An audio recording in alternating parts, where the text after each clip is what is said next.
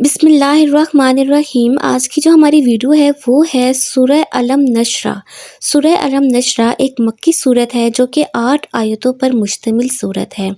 Video को and तक लाजमी देखिएगा, पसंद आने पे लाइक कीजिएगा, शेयर कीजिएगा और मेरे चैनल को सब्सक्राइब करना हरगिज़ नहीं भूलिएगा। वीडियो का आगाज़ करते हैं। बिस्मिल्लाहिर्रहमानिर्रहीम। शुरू अल्लाह के नाम से जो सब पर मेहरबान है, बहुत मेहरबान है। अलम नशरह लका सदरक। ए पैगंबर, क्या हमने तुम्हारी खातिर तुम्हारा सीना खोल नहीं दिया? ववज़ाना अनका विज़रक, और हमने तुमसे तुम्हारा वो बोझ उतार दिया है। अल्लज़ी अनक़ज़ा ज़हरक, जिसने तुम्हारी कमर तोड़ रखी थी। जब हज़ूर अक़दस सल्लल्लाहु अलैहि वसल्लम को नबूवत की अज़ीम ज़िम्मेदारियाँ सौंपी गई तो शुरू में आपने उनका ज़बरदस्त बोझ महसूस फरमाया।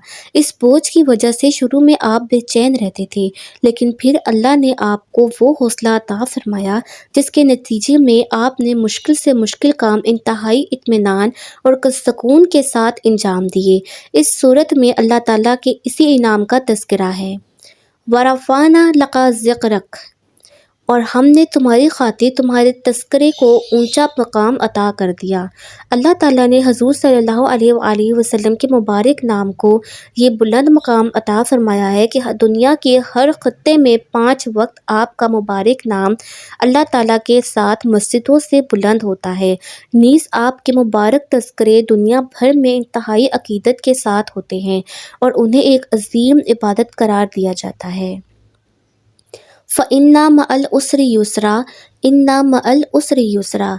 चनाचा हकीकत ये है कि मुश्किलात के साथ आसानी भी होती है।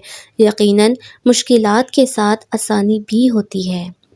हजूर सल्लल्लाहु अलैहि वसल्लम को तसल्ली दी जा रही है कि शुरू में आपको फ़राइज़ रिसालत की अदायगी में जो मुश्किलात पेश आ रही हैं वो अनकरीब आसानी में तब्दील हो जाएंगी।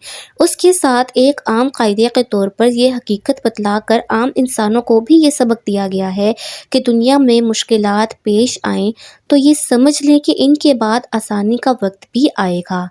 फ़इज़ा फ़रग़्ता फ़ंसब, लिहाजा जब तुम फारिग हो जाओ तो इबादत में अपने आप को थकाओ। ज़ाहिर है कि हज़ूर अक़दस सल्लल्लाहु अलैहि वसल्लम की मसरूफ़ियत तमाम तर दीन ही के लिए थी। तबलीग हो या तालीम, जहाद हो या हुक्मरानी, सारे काम ही दीन के लिए होने की वजह से बज़ाते ख़ुद इबादत का दर्जा रखते थे।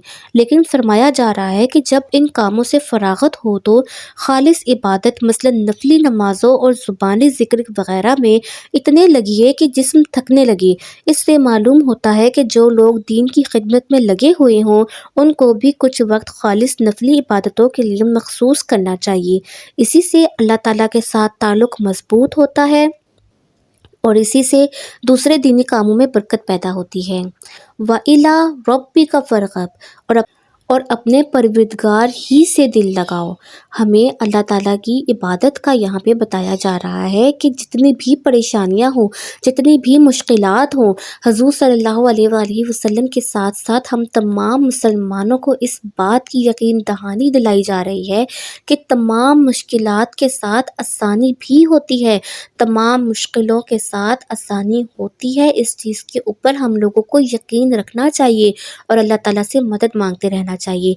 बेशक वो हमारी तमाम मुश्किलात को आसानियों में तब्दील फरमाए।